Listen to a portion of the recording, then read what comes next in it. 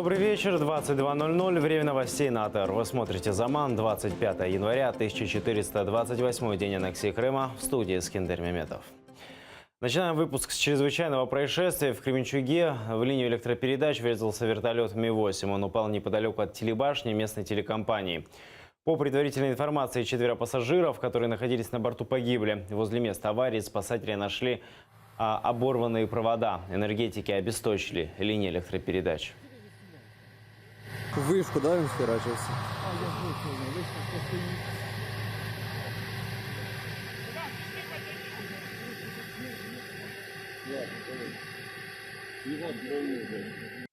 Авіаційну подію на окраїні міста Кременчук за участю вертольота Мі-8, приватна авіакомпанія «Українські вертольоти».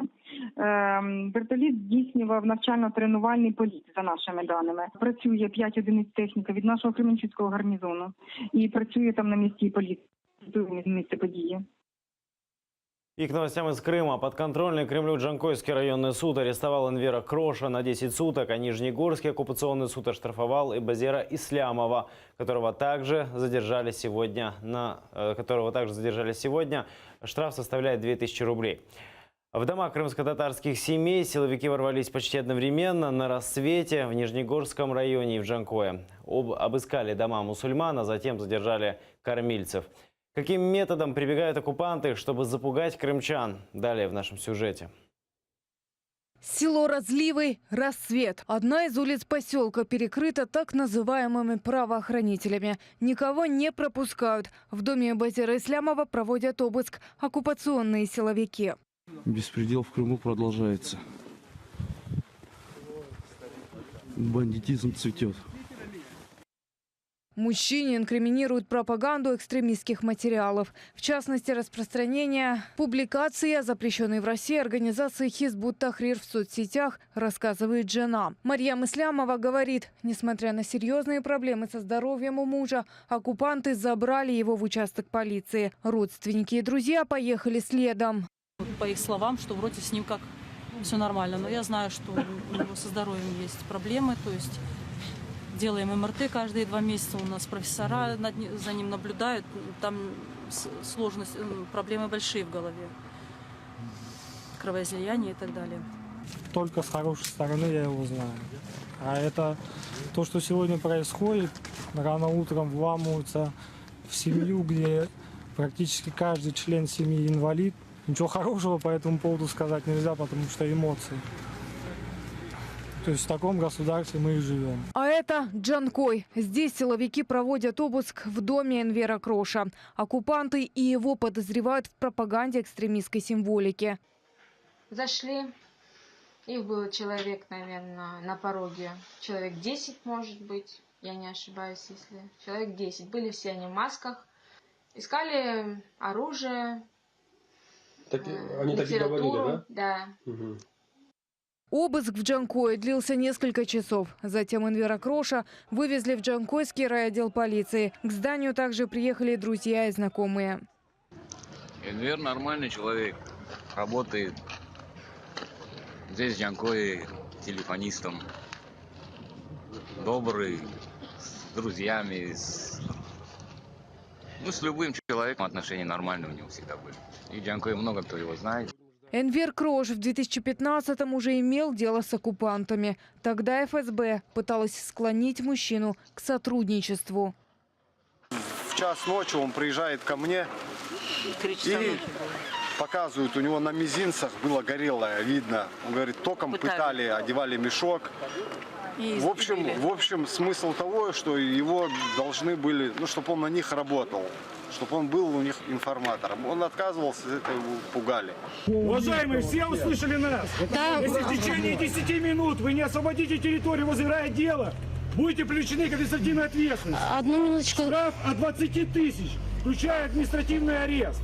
После беседы в райотделе мужчин сразу повезли в местные суды. Обоих признали виновными в совершении административного правонарушения. Эбазира Ислямова так называемый суд оштрафовал на 2000 рублей. Решение суда, конечно же, было предсказуемым. Ислямова и Эбазира признали виновным в совершении и нарушении закона 20.3, часть 3, да, часть 1. Ну и назначили ему штраф в размере 2000 рублей. Да. Но суть, хочу указать, не в 2000 рублях. Да. Суть в том, что, допустим, вот на этом человеке поставили клеймо определенное о том, что этот человек экстремист. Да. Энвера Кроша арестовали на 10 суток. Риана Алиева, Заман, АТР. Председателя Меджлиса Рифата Чубарова допросили в качестве свидетеля по делу о госизмене беглого президента Виктора Януковича. На допросе председатель Меджлиса сообщил, сотрудники СБУ в 2014-м предупреждали его о возможном захвате зданий и прогнозируемых провокациях на митингах. Он также рассказал о событиях, которые предшествовали началу российской вооруженной агрессии в Крыму. Подробнее в сюжете. Около 2 часов стороны допрашивали главу Меджлиса. Вопросы касались событий февраля-марта 2014-го. Рифат Чубаров рассказал, что ситуация была напряженной, а тогдашняя крымская власть политически ангажирована. Людей из Крыма отправляли на антимайдан. Глава Меджлиса сообщил, что с ним контактировали неизвестные и предлагали встретиться с помощником Путина Владиславом Сурковым. Я відповів, що якщо ця зустріч буде з теми обговорення питань допомоги Україні щодо влаштування кримських татар, я готовий. З інших питань я зустрічатися з ним не хотів. По мнению главы Меджлиса, началом событий, что привели к аннексии Крыма, стали заявления Владимира Константинова, тогдашнего председателя Верховного Совета Крыма, об отделении полуострова. Заявления сделаны во время его визита в Москву 20 февраля 2014-го. Він сказав, що Крим може розглянути питання щодо відокремлення. І оце, це було таким інформаційним вибухом, і ми розуміли, що Верховна Рада Криму чекає повернення Константинова для того, щоб зреалізувати як варіант такі його твердження. Также Рифат Чубаров сообщил, около 4 утра 27 февраля 2014-го тогдашний глава крымского отдела СБУ предупреждал его о захвате здания Верховного Совета Крыма неизвестными лицами и о большом количестве стрелкового оружия, которое они пронесли в здание. Сведения председателя Меджлиса удовлетворили как сторону обвинения, так и адвоката Виктора Януковича. Однако мнения относительно показаний у сторон противоположны. Свідок Чубаров, на думку сторони обвинувачення, повністю підтвердив російську агресію проти нашої держави, здійснення Російської Федерації агресивної війни проти України. Всі бачили і, мабуть, відчули, що це були відверті свідчення. І стало зрозуміло, і це було заявлено прямо, що Крим здали, а людей та кримчан зрадили.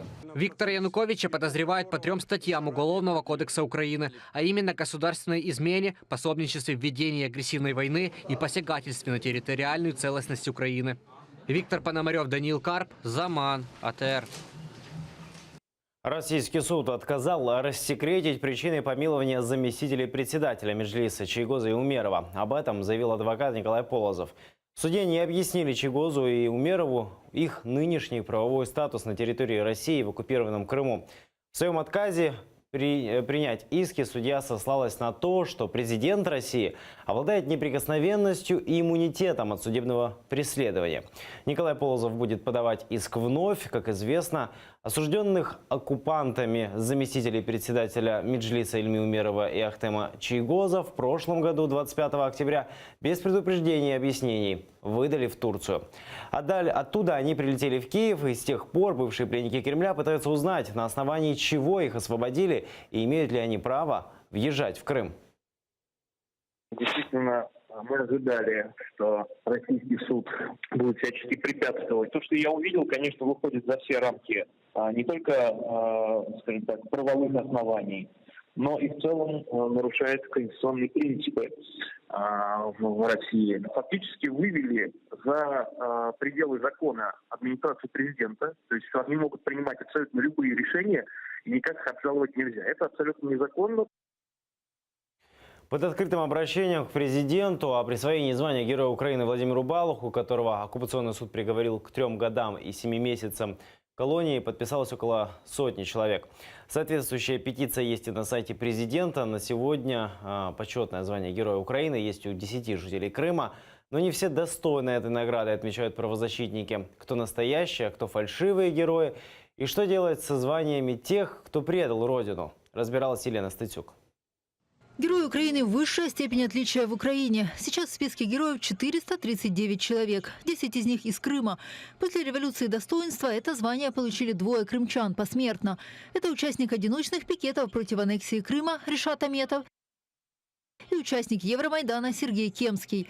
Правозащитники говорят, 7 крымчан стали героями Украины еще до революции достоинства. Однако большинство из них дискредитировали это звание.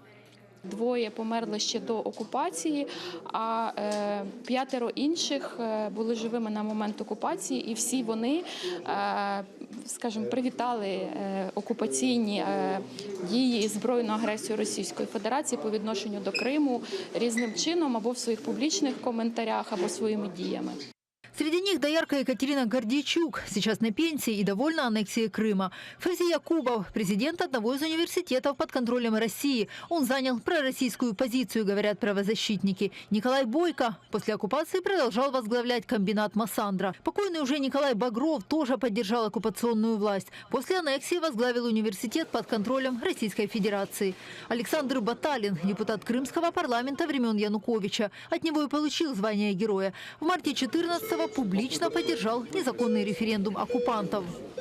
Казали вже про одного з колишніх депутатів Верховної Ради Криму, громадянина Баталіна. Прокуратура Автономної Республіки Крим відносно нього скеровано до суду обвинувальний акт за обвинуваченням за частиною 1 статті 111 Кримінального кодексу України. Державна зрада саме за ті голосування, які в 2014 році він голосував і які, серед іншого, зробили можливою окупацію півострова. В Меджлисе, добавляют, правозащитники не внесли в список еще одного человека со званием Героя Украины. Это Борис Дейч. Был председателем Верховного Совета Крыма, депутатом нескольких созывов. Он тоже поддержал аннексию. Чубаров говорит, лучше всего, чтобы суд дал оценку их действиям. И герои сами отказались от высокого звания. Наші герої низької культури, вони хочуть і орден зберегти, як цяцьку, і бути вірними іншій державі. Я думаю, що треба позбавити всіх, хто має, якщо вони самі не осмілилися просто вибачитися перед Україною за свою поведінку. Уголовное дело по Баталину не последнее, считает заместитель председателя Меджлиса Ахтем Чийгоз. Доказательств для открытия производств по другим фальшивым героям достаточно. Я убежден, что сегодня президент Украины своим указом должен отменить эти награды, лишить этой высокой награды этих подонков и подлецов. Правозащитник Евгений Захаров объясняет, одного желания главы государства мало. Свое слово должен сказать суд. Їх не можна залишати героями, але для цього потрібне рішення суду, яке приймається у випадку, якщо вони скоїли тяжкий злочин. І за поданням суду президент, згідно з законом про державні нагороди, може їх позбавити цього звання. Последнее слово именно за президентом. На сегодня, по данным правозащитников, ни один герой Украины не лишен этого звания. Елена Стыцюк, Эльдар Исматов, Даниил Карп и Дмитрий Шишкин. Заман, АТР. Украинский завтрак в швейцарском Давосе. Президент Петр Порошенко рассказывает о реформах. При этом глава подчеркивает, все это происходит во время российской агрессии. В Швейцарии глава государства Петр Порошенко рассказывает о реализованных реформах пенсионной, образовательной, медицинской, а также о реформах на стадии реализации антикоррупционного суда и финансового сектора. Их успешное завершение – одно из условий получения Украиной макропомощи от МВФ, напомнила накануне его глава Кристин Лагард. Петр Порошенко обратил внимание на то, что все реформы реализуются несмотря на российскую агрессию. Стабильность в мире разрушена одним из постоянных членов Совета Безопасности ООН, а по сути агрессора. Нам крайне необходима миротворческая миссия ООН на востоке нашей страны. Украинский президент подчеркнул, десятки тысяч украинцев защищают не только суверенитет и территориальную целостность нашей страны от агрессора, но и свободу и демократию в Европе и во всем мире. В этом контексте очень важно доносить правду про Украину, уточнил Порошенко, в том числе на таких глобальных мероприятиях, как Всемирный экономический форум.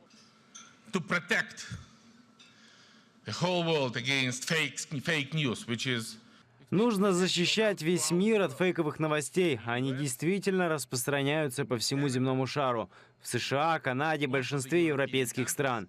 Фейковые новости очень хорошо координируются в рамках гибридной войны России не только против Украины, но и против всего свободного мира. После украинского завтрака череда встреч украинского президента с политиками со всего мира. С президентом Швейцарии Аленом Берсе договорились активизировать сотрудничество, чтобы вернуть похищенные Януковичем деньги. На встрече с премьером Нидерландов Марком Рюте Порошенко выразил надежду на дальнейшую поддержку Голландии антироссийских санкций. Президент группы Всемирного банка Джим Йон Ким пообещал и далее поддерживать Украину на пути экономических реформ. Также запланирована встреча Порошенко с его американским коллегой Дональдом Трампом. Президент США прибыл на форум сегодня. На вопрос о его ожиданиях от саммита ответил: ожидает мира и процветания. Кое-кто посмеялся.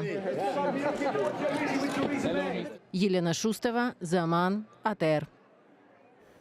Это все новости на сегодня. Мы будем следить за происходящим в Украине и мире и расскажем обо всем завтра в 8 утра в первом же выпуске «Заман». Будьте с нами.